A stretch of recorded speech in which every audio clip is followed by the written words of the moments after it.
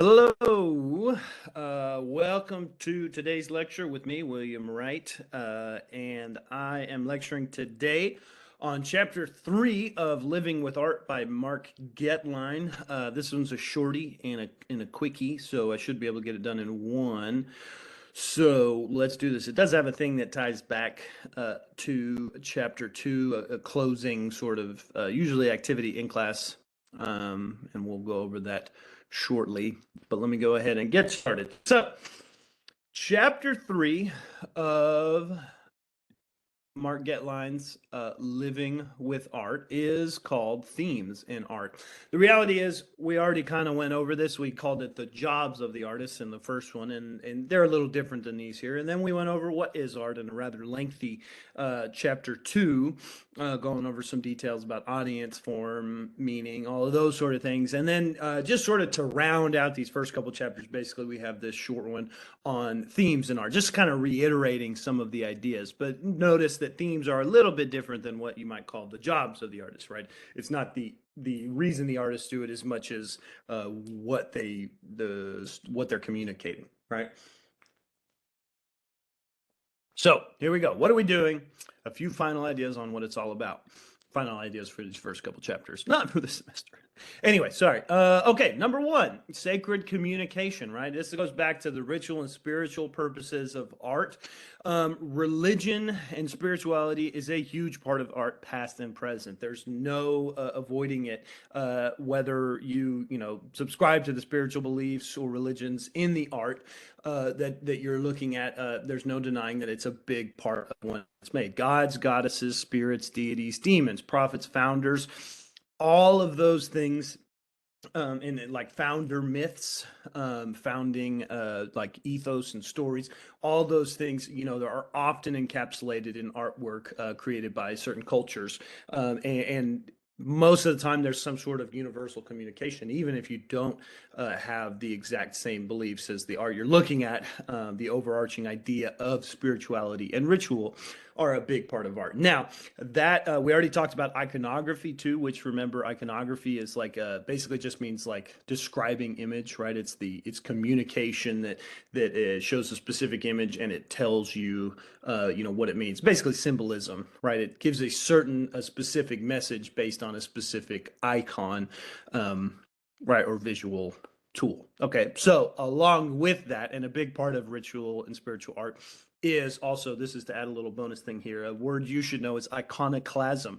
Iconoclasm is a huge part of art history as well, and what that means is basically, if you don't know the word iconoclasm, it's basically the destruction of icons. That's what that word means. And that plays a huge part in the history of the world, because the art that we see that communicates religion and spirituality is the art that's been allowed to survive. Lots of spiritual and religious art has been destroyed by and if you ask yourself why this would happen, a conquering culture comes in and says, now the people that we conquered, their beliefs no longer matter. Here's ours on top of it, and sort of things like that, opportunities like that, even, hundreds or thousands of years later, after the culture in question was faded out or was destroyed, a new culture, centuries later, can come in and say, like, what, we're no longer going to allow that to exist, and they might destroy it in that case. And all of this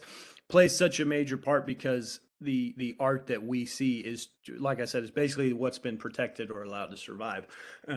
So yeah, it's always good to keep in mind, and I'll reiterate this when we get to art history, to keep in mind that, like, yeah, a lot of art that's destroyed, we just never know about, right? There's a ton of art from the Middle East and the Mesopotamian right now that's just kind of gone, even, in recent times, that his destruction of images has been a big thing. So in any case, yeah, so spirituality as we see it, it gets to stick around because we decided. So that's another part of respecting art, even if it's not your specific religion or spirituality. But in any case, yeah, this is why it plays such a big role. I was answering that last question through several points there. So yeah, good time. Sacred communication is number 1 theme. Then we also have social order as a theme in artwork. So keeping us honest, art often represents social status and class stratification.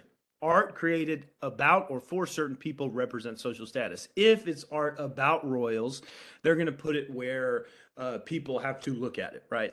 Or they make it for their own families to look at, right? Some sort of like hero worship of royal or upper class status, and art that's made by the upper class is often, for them to assert their upper classness, right, or their stratification of class. It's a reminder oftentimes when you look at art of who's in charge and where we all belong, right? If where you fit in a culture can be told in the story of that culture's art. So yeah, art about the working class, of course, is also a thing, and often used to glorify the idea that this class is the working class, and it keeps them down, while art about the upper class keeps them up. And just here's a couple good examples of different social order things. So like number one, of course, wealth is the simplest one. If you have a lot of art and fancy things, it probably means you're upper class. And a really good example of this is the Torks from the ancient Celts or ancient Gallic people. These torques, were something that you would get a gold torque if you had a certain amount of status, but as you got more status, you could get bigger torques or more torques or fancier torques, right? So we see like this guy right here, and torques would usually be bent and then put around the neck or put around the arm. If you just have like a small arm one, that represents maybe a lower status than this big fat neck ring here. That was somebody who was really, really important, and it's pretty neat to see this stuff. Obviously all of it represents a certain amount of cultural wealth, and yeah, even to have one at all, maybe you're proud of, but the bigger the better, right? That's social order, really obviously, like in a thing that you put on your body. And then there's also, of course, the pyramids. We don't often think of it, but at the end of the day, they are a signification of the social order, the status of their royals, right? The pharaohs. They said, I'm not just going to be buried in the ground. I'm going to be buried under I'm going to be buried under a mountain, right? And thousands of people are going to die in the creation of this mountain that I'm going to be buried under, and all my stuff's going to go with me under there. No one can have it, right? And the bigger pyramids are, were older and possibly more venerated pharaohs and things like that. So yeah, that's a big one. The art that they make about you after you die, big signification of social order. So that's theme number two. Then we, of course, have art created basically about royals, but it's like basically political or propaganda-ish. So you go from the royals saying, social order is like the royals saying, hey, make this art that shows how big I am. Political art or propaganda art is the social or public sphere making art about these royals, in either good or bad light, right? So we have propaganda that says like, hey, look, I'm an artist, and I'm saying that this leadership is great, right? Or that this leadership of another place is bad. Or of course, there's lots of art, especially throughout the French Revolution, which is kind of why I have this one here. There was art saying like, this particular piece, Liberty Leading the People, is saying that people need to kind of rise up and exert their freedom from the sort of the monarchical or aristocratic classes. But there's also just plain art that's just criticizing or trying to cut down certain social classes, or say good things about them too. So basically, political art is a big part, another theme, and it goes beyond social order. It goes to, yeah, like I said, propaganda and criticism. It's all there. And I'm just going to show this one slide for what it is. And I'm going to not say a lot because not weighing in. I'm just saying this is all very clearly propaganda, right? This is art in our own time that is political. So there you go. And we see it all every day, more and more. I'm trying to pick ones that are positive in both cases here. So in any case, right. So there's political art as theme. I think that was theme number 3. Yeah. Theme 4 here, or the next theme I should just say, is art that tells a story. Often this is cultural or historical, but at the end of the day, most of the time I'm going to say that for the purpose of this theme, I'm saying like cultural stories that aren't necessarily always true. They're heroes, they're saints, there's folk tales. Sometimes they're somewhat historical fiction, or yeah, just we already talked about recording the past as some one job of the artist, but here I'm specifically talking about creating a narrative, that goes beyond necessarily what actually happens and into someone talking about their culture being represented by these certain heroes, Superman, Captain America, people like that. Those are, or the heroes like that are representative of something, in the culture of America. And that's sort of the idea. But, and the saints are, of course, represent a cultural idea around the church, or, if you get into other religions, there's, of course, martyrs and saints there. And then, of course, folk tales. I like to talk about folk tales. All these ideas, they help us organize our own cultural practices and understand ourselves better. Again, even if they're not literal stories, they represent something about us. And so I don't know how many of you recognize the character on the right here. That's Pecos Bill, who used to lasso to wrangle tornadoes sometimes. I don't know. I'm putting on my West Texas accent here because we saw Pecos Bill a lot. We talked about him a lot. He rode a cougar. He lassoed a cougar, and sometimes rode that instead of a horse. Sometimes he rode the tornado. There was a movie about all kinds of tall tales with Paul Bunyan and John Henry, which, of course, I'm not sure. John Henry, I think was a real guy. And so these are based, like I said, on real historical characters, but they're made more heroic in history, and they can be fictional stories, like I say there, or there's also, of course, here in the left. I guess I was on a Celtic kick making this slideshow. The Celts in Rome here shows the story, and this is a true story, and it's sort of fantasized here. These sort of like barbarian tribes came from the north of Italy down into Rome and sacked the city. And of course, famously in the story, the guard dogs didn't let the city know. And so they actually ended up crucifying the dogs, which is a wild story, but not really depicted here. What's depicted here is after the Celts entered, they went into the city, and supposedly in the story, all of the elders stayed to sort of go down with the ship and distract the Celts. And they were so stoic and so calm as the Celts rode in that they sat and thought that they were they pretended to be like statues, and the Celts really thought they were just like statues that looked so real. And that's what we're seeing here, this fascination of the Celts, until apparently one of the elders bonked one of the Celts on the head real good with his staff, and then of course the Celts slaughtered them and finished sacking the city. And it's a wild story, but here it's represented. Now all that specificity of the story, who knows how terribly real it is, but this artwork is telling that story, real or not, and it says something about that shift in Roman culture, that they have to realize, these barbarians are coming from out of their borders, blah blah blah, all this stuff. Any case, that is art that tells a story. It's like commemorating history, but it's like another level of it, right? Another thing that artists do besides just telling all stories is just changing our perspective, getting us to think. It's not always about large concepts. Sometimes it's just about what is around us right now. It's like being culturally relevant. What are we looking at each day? What if some artists just choose to show their view of the world at the time that they are living, so that people later or in other situations, even at the time that they're living, can see what it's like to be them, right? It's just, they're literally just recording the world. It's not about history, it's not about stories, it's just, this is the world that we live in, right? So that's a theme in art. So Edward Hopper here, just creating a scene of a night, a city night at a diner, a late night diner, and it's really easy to see. There's not a big story here. We could probably create like context for the couple or the lonely man or whatever. We can create all this story, but at the end of the day, we don't really know. It's just a cafe. I mean, maybe there is a story there, but I've always seen this depicted as just a picture of nightlife in the 40s. Right. Also, Georgia O'Keeffe famously painted a lot of landscapes in Santa Fe, in the Santa Fe area in New Mexico. She also taught high school at Amarillo for a long time and recorded a lot of landscapes there.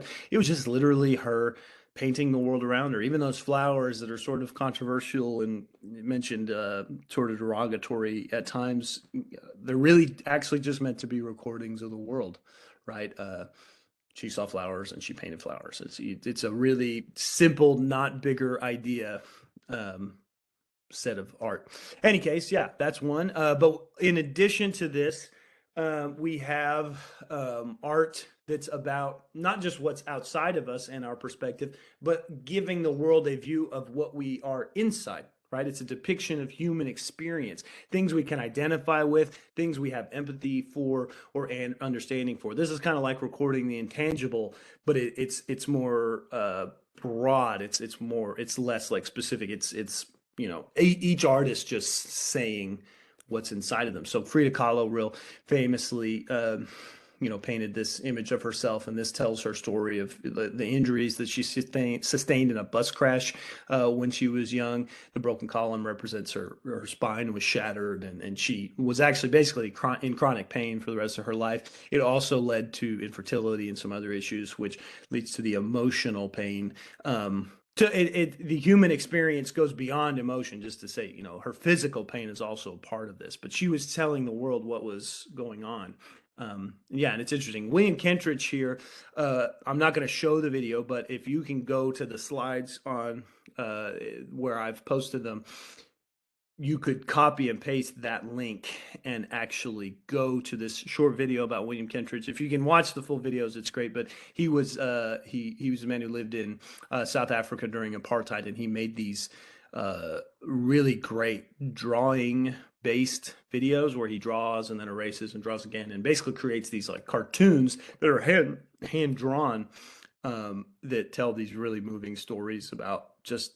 I mean, there's no words or anything. It's just visions of what it's like to have lived through that time. So this is artists communicating their experience. That's a theme. And then, of course, along with this kind of hand in hand is giving image to pretend places, make believe stories that are, and I know we already talked about telling a story, but this is about like really just totally fictionalizing fantasy, creating a space rather than necessarily a narrative, just maybe places we've never seen that we want, or like, things that we imagine in our head that we want other people to experience. This goes along well with like installation, creating a space where people go into and feel something, they experience it.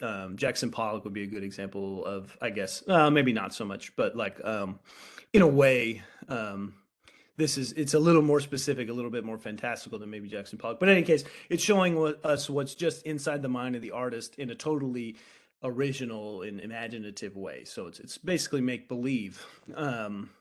It does go along with stories, but in any case, yeah. Yayoi Kusama was, of course, famous for creating these basically spaces filled with lines and color, and she created these infinity rooms that had all these pumpkins in them, pumpkins with polka dots, and it's this really fantastical kind of wild space that Yayoi created, and you can literally be a part of. She was also famous for at a young age checking herself into like mental institutions, and she's always known she's had mental health problems, and she's kind of used it and cultivated it in her art and showed what it's like to be there, or like in her mind. And here's some other good examples. I like to use these because they're pop cultural. Most people have seen some version of this. These kind of artworks. These are both Alex Gray created this image on the right for 10,000 Days by the band Tool, the album 10,000 Days. And it's like, it's not a space you can enter, but it's just it's not telling a story. It's just creating a wild kind of almost disconcerting, but like really impactful, like space or something, just like a fantastical set of imagery here that's very imaginative. And same goes for Peter Max and Heinz Edelman creating the artwork for The Yellow Submarine, which is a movie kind of based on the album, and it's this whole wild thing. There's like the flying hand and the blue meanies, and it's just this really odd, like fantastical adventure that the Beatles go on related to the Yellow Submarine, and it's pretty fun and wild, and it's definitely about creating like an imaginative, fantastical space, right? Pretty cool. Okay, so we got two more themes here. The first of these last two, nature and the world around us. Nature itself can be a theme in art, just that. And we've already talked about the world around us, but It's specifically nature in this case. I know a lot of these themes overlap, but in the real wild world, being our subject matter, there's a few different ways it can be depicted. It's not about telling a story or showing a new perspective. It's just about using the nature that's around us. Okay. So sometimes it is a place for the art, sometimes it is the material for the art, sometimes it's just the inspiration. So here's one where it's the material and the place for the art. Robert Smithson's Spiral Jetty in the Great Salt Lake. It's literally, you can see the people walking around it. It's a huge installation artwork that you can move around, and it's just about being in this space and having used the rocks around it to create this jetty that can be walked on. So it's material for the art and the place. Andy Goldsworthy, another good one for the Robert Smithson. It's really about where it's at. Andy Goldsworthy is really about that it's made using nature.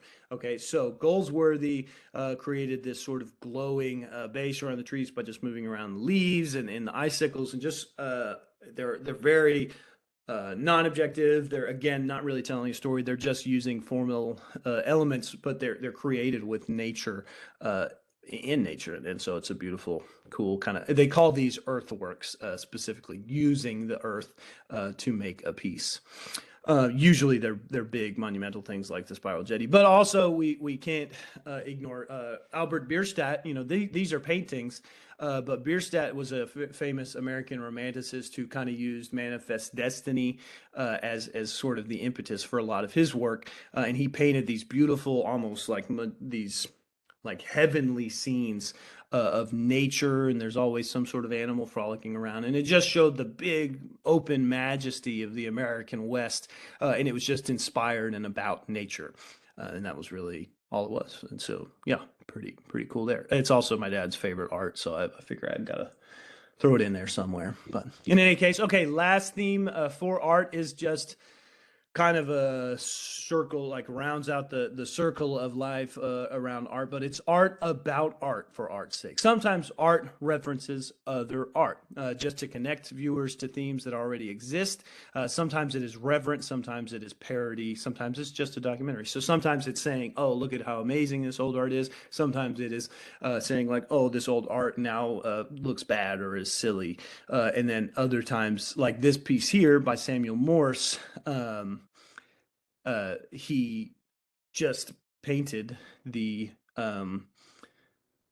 scenes of the sorry, I'm kind of blanking here. Oh, it's a scene of the Louvre. It's the scene of a salon style. That's what I was trying to figure out. Salon style gallery here at the Louvre, and it's just painting a bunch of paintings. That's it. He just wanted to paint the paintings to record. Remember there weren't necessarily photographs at this time, although they were coming soon. He just painted paintings, right? Paintings in a gallery. Painted a painter painting. Painted a drawer drawing. Several. Yeah, it's pretty amazing to just think about that. Also, fun fact, Samuel Morse, famous inventor of Morse code. Fun fact. Okay, here's another art about art piece. We already talked about Guernica in chapter 2. And here, Ron English, who's a working artist now, he actually went to UNT nearby. He took the image of Guernica, and actually he recreated it many, many times because he sort of saw it as this encapsulating not just like one specific incident, but the idea of like violence and war in general. And then he wanted to sort of present it, in the commercial setting or popular culture setting, right? And so he just recreated this image of Guernica here, in this case, as Star Wars. He did some with like Mario, some with superheroes, some with like breakfast cereal characters. Yeah, it's pretty cool. You can see all the different Guernicas he created, but at the end of the day, it's sort of reverent, but also altering and parodying the original Guernica painting. And then, of course, this is a real famous piece. Ai Weiwei, who we've already seen, he did the installation of the sunflower scenes that were in the slides yesterday. He got in a lot of trouble / made a big name for himself by smashing this many thousand-year-old vase. Basically, yeah, he just photographed himself letting it fall out of his hands and be destroyed. And I mean, it's a pretty like shocking idea and situation to yeah, to watch. But at the end of the day, what it was actually about is that he lived. I don't think he lives there anymore under communist China, and essentially the government is not real good at supporting new artists, and it has like such a reverence for old art that it's almost gross. And they have thousands and thousands of these old pots there, and there are people ripping them off and making cheap copies, and like it's just all this stuff. It's so reverent that it's sort of disconcerting. He did own this vase. He purchased it and made the choice to destroy it himself, and he did this. And then, of course, it's interesting and follows. You should know that he also ended up arrested. He was detained and tortured for several weeks. He had internal bleeding, and I don't know, like it was never really fully explained. But he was detained, and then he was released and promptly exiled until they needed an artist to design the Beijing Olympic game headquarters. So they hired him to do that then. But I think now he's basically staying out of China to make sure he doesn't end up in trouble again. Mostly works in the United States. I think he lives in Germany now. I'm not real sure. But in any case, yeah, famous artwork about art, of course, is pretty cool. So that gets us through our themes in art. So I wanted to round this out with these questions that were actually posed to you, and hopefully you wrote them down while writing or while listening to the chapter 2 slides, or going over the chapter 2 slides. Is also I actually have it now as an online assignment. If we aren't having class and we're not talking about it, there will be a conversation discussion post. So yeah, you can look for that there, answer those there. Yeah, and so I don't really know that there's like right answers, and I don't want to give them to you now because I don't want you to just write down what I say. So go there, do that. We'll see the discussion posts. There's no right or wrong answer to these once again. But yeah, that was our themes of art. I hope you enjoyed this slideshow, chapter 3. Wow, that sunlight looks crazy on my face. Anyway, okay. Hope you have a good one, and we will see you again soon. Thank you.